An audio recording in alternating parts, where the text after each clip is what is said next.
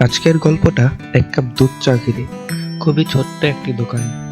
দোকানটি ছোট হলেও স্বাদের দিক দিয়ে কিন্তু কম নয়। দোকানটি একাডেমির মেইন গেট সংলগ্ন। সামনে ধোয়া উঠছে, পাশে কিছু মানুষ গল্প ব্যস্ত। চারপাশে চায়ের গন্ধ ছড়িয়ে আছে। অর্ডার দিলাম এক কাপ দুধ চা। একটু পরেই এলো সেই জাদুকরি কাপ। ধোয়া ওঠা কাপে করে পরিবেশন। চায়ের স্বাদটাও একদম পারফেক্ট। দুধটা ঘন আর এলাচের হালকা গন্ধ।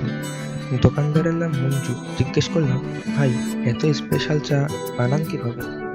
হেসে বললেন, ভাই, চায়ে যদি মন না দিস তাহলে স্বাদ আসবে কই? এই চায়ের দোকানে এসে শুধু চা খেলাম না, কয়েকটা মুহূর্ত জমিয়ে রাখলাম।